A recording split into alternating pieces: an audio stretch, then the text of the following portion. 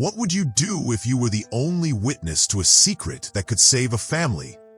But you couldn't speak. I don't understand why humans hurt the ones they love most. But I see her every night, little Ellie, pressing her tiny hands against her ears when the shouting starts downstairs. This house has marble floors that echo with arguments, crystal chandeliers that witness tears, and a 7-year-old girl who's learning that love can sound like war. My name is Toby, and 3 months ago, I discovered something hidden beneath our living room rug that would change everything. Something that would make 2 adults stop fighting and start listening. Something that would teach them the most painful lesson of parenthood. But I'm getting ahead of myself. Let me tell you how a golden retriever became the keeper of a family's most desperate secret. I am Toby, a 5-year-old golden retriever living in what humans call a dream home. 6 bedrooms, a 3-car garage, and a backyard bigger than most people's entire world. I've been part of the Harrison family since I was 8 weeks old. Back when this house felt warm instead of cold, when laughter filled these halls instead of silence. Julia Harrison brought me home as a surprise for her husband Marcus and their 2-year-old daughter Ellie. I remember that first day. Ellie's delighted squeals as I tumbled over her tiny legs, Marcus lifting me up with genuine joy, Julia watching us all with the kind of smile that made her whole face glow. Those were golden days, literally and figuratively. For 3 years, we were picture perfect. Marcus would come home from his law firm, loosen his tie, and immediately get on the floor to wrestle with me while Ellie giggled and climbed on his back. Julia would cook dinner while humming, often dropping little pieces of chicken for me when she thought no one was looking. Evenings meant family movie nights on the leather sectional. Ellie curled between her parents, me sprawled across all their feet like a living blanket. But something shifted 6 months ago. The shift was so gradual that humans missed it entirely. But my nose never lies. I smelled the change first. The sharp scent of stress hormones, the bitter tang of resentment, the metallic smell that comes right before storms. Marcus started staying later at the office. Julia's humming stopped. And Ellie, sweet Ellie, began spending more time in her room, door closed, talking to her stuffed animals instead of her parents. But something was about to shift in ways that would test everything I thought I knew about the people I loved. The first signs were so subtle that even I almost missed them. Do you think pets can sense family tension before humans realize it? Tell us about your experiences.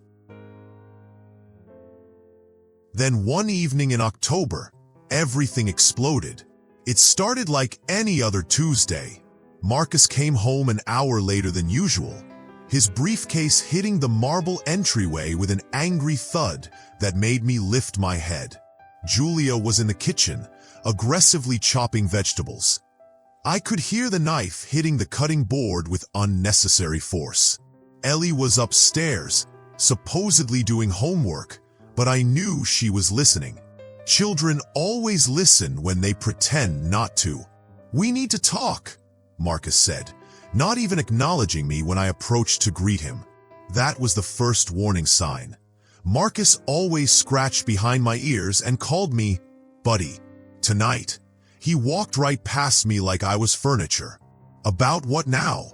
Julia's voice carried that sharp edge I'd been hearing more frequently. "About this." Marcus threw a stack of papers on the granite counter. Even from across the room, I could smell the legal documents. That particular combination of expensive paper and courthouse air that clings to divorce paperwork. The silence that followed was deafening. Julia's knife stopped moving. The refrigerator's hum seemed louder. Upstairs, I heard Ellie's bedroom door creak. She was listening from the top of the stairs. "You actually went to a lawyer." Julia's voice was barely above a whisper, but I heard the crack in it. "Did you think this was sustainable, Julia? The constant fighting? The way we can barely look at each other anymore? What followed was an hour of the most painful sounds I've ever heard. Not just the shouting, I'd grown accustomed to that, but the way their voices broke when they thought they were being quiet. Julia sobbing into her hands while Marcus paced the kitchen like a caged animal. The sound of breaking dishes, the slam of doors, but the worst sound of all was the silence from upstairs. I crept up to check on Ellie and found her exactly where I expected. Sitting on her bedroom floor, back against the door, hands pressed firmly over her ears, eyes squeezed shut so tightly that tears leaked out anyway. Her stuffed elephant, Mr. Peanuts, was clutched against her chest like armor. I nudged her hand with my nose. She opened her eyes, saw me, and immediately wrapped her arms around my neck. "Make them stop, Toby," she whispered into my fur. "Why can't they just love each other like they love me?" I stayed with her until the house finally went quiet around midnight. Marcus had left. I heard his car pull out of the driveway with the aggressive rev of someone making a point. Julia had retreated to her bedroom, where I could hear her making phone calls in the hushed, urgent tone people use when their world is falling apart. This became our new normal. 3 nights a week, Marcus wouldn't come home at all. When he did, the arguments started within minutes, and every single time, I'd find Ellie in her room, hands over her ears, asking me the same heartbreaking question. "When will they stop fighting, Toby?" The house that once smelled like home now reeked of lawyers, paperwork, and tears. Julia started drinking wine earlier in the evenings. Marcus moved his clothes to the guest room. And Ellie began disappearing into herself, becoming quieter each day. Like she was trying to take up less space in a world that had become too loud for her small heart. But none of us knew that this 7-year-old was planning something that would shake us all to our core. Something that would happen on a night when the arguing reached a breaking point, and a little girl would make a decision that no child should ever have to make. That night, after the lawyers left and the shouting reached new heights, something in Ellie broke. I was lying in the hallway upstairs, positioned where I could see both Ellie's room and the staircase. The argument below had been going on for 2 hours, something about custody schedules and who would keep the house. Julia's voice was hoarse from crying and yelling. Marcus sounded like a stranger, cold and calculating in a way that made my first stand on end. Then I heard Ellie's door open. She crept out of her room, not in her usual pajamas, but dressed in her school clothes. She carried her pink backpack, the one with unicorns that she'd picked out for kindergarten, and moved with the determined quiet of someone who had made a difficult decision. What happened next would haunt me forever, because sometimes the smallest hands carry the heaviest burdens, and sometimes a child's solution to adult problems is more heartbreaking than the problems themselves. I followed her downstairs, my paws silent on the carpet runner. She was so focused on her mission that she didn't notice me shadowing her. In the living room, she knelt beside the large Persian rug in front of the fireplace. The same rug where we used to play tug-of-war, where she'd spent countless hours reading books while I napped beside her. She pulled out a piece of paper from her backpack. Even in the dim light, I could see her careful 7-year-old handwriting, the kind where each letter is formed with tongue poking out concentration. She folded the paper once, twice, and then lifted the corner of the heavy rug and slipped it underneath. Then she stood up, adjusted her backpack, and walked toward the front door. My heart, yes, dogs have hearts that break too, shattered in that moment. I knew what she was doing. She was leaving. This tiny girl, overwhelmed by a war she didn't start and couldn't stop, was running away from the only home she'd ever known. I barked, not my usual friendly woof, but a sharp, urgent bark that cut through the arguing voices in the kitchen like a siren. I barked again, then ran to the rug, pawing at the corner where Ellie had hidden her letter.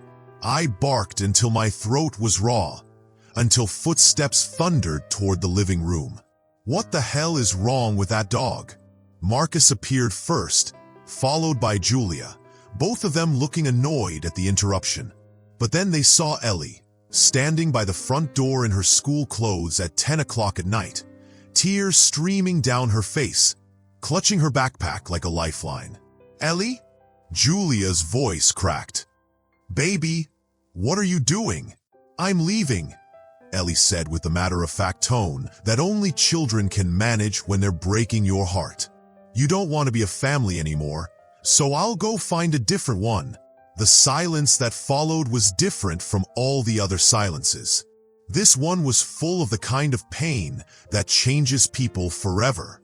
I kept pawing at the rug, whimpering now, trying to tell them about the letter.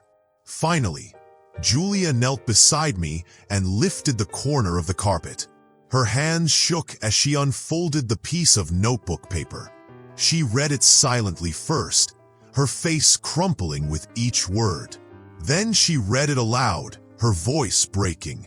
"Dear Mommy and Daddy, I know you don't love each other anymore, but I thought maybe you still love me.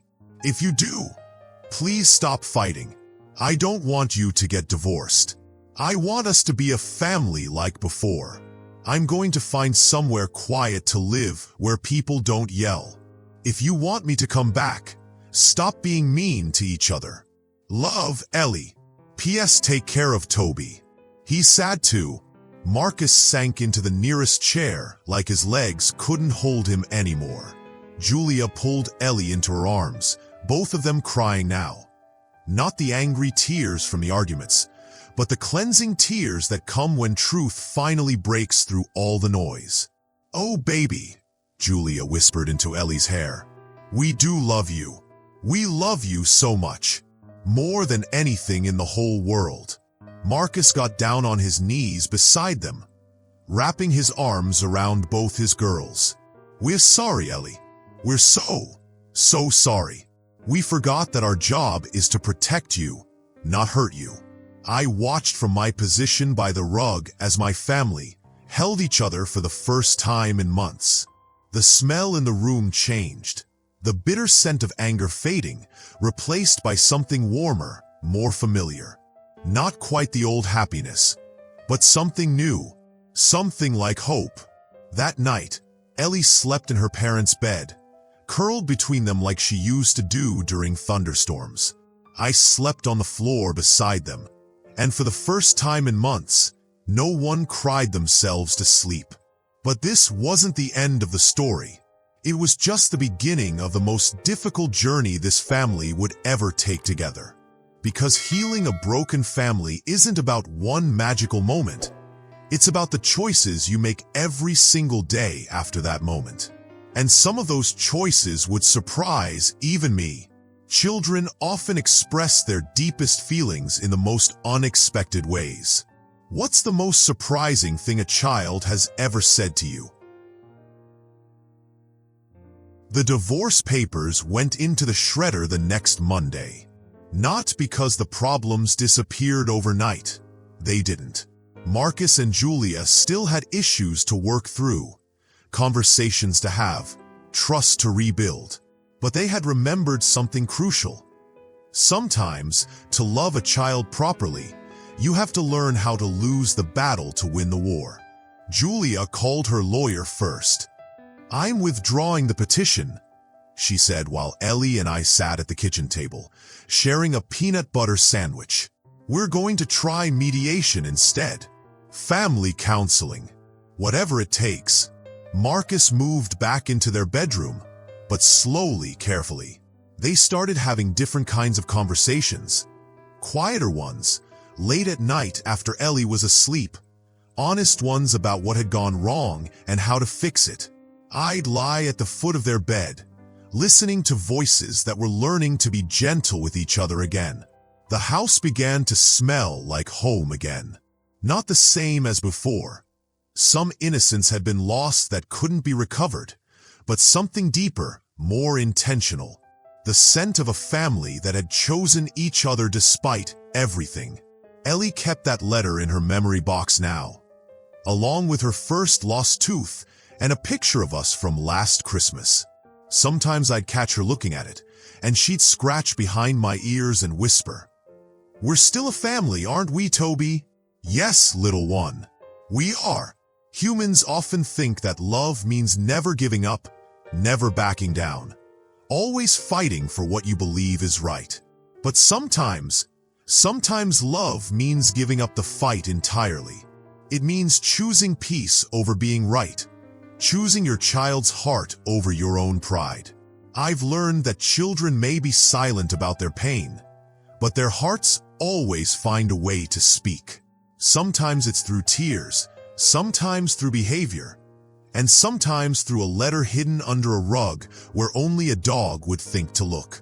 If there's a child in your life, your own, your neighbor's, a student, anyone, remember that they're watching. They're listening. They're absorbing every harsh word and every moment of tension. And they're trying to make sense of an adult world that often doesn't make sense even to adults. Julia and Marcus learned that the greatest victory in their marriage wasn't proving who was right or wrong.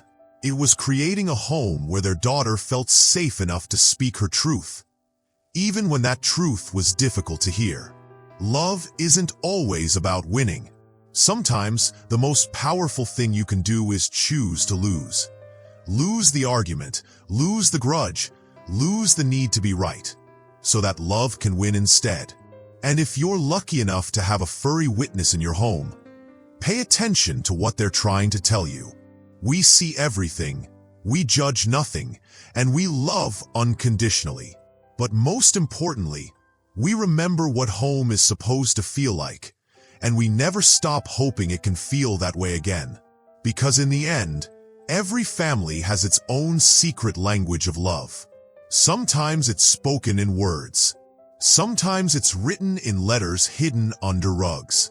And sometimes it's simply felt in the quiet moments when you choose each other, over and over again, despite everything that tries to pull you apart. Has a pet ever helped your family through a difficult time?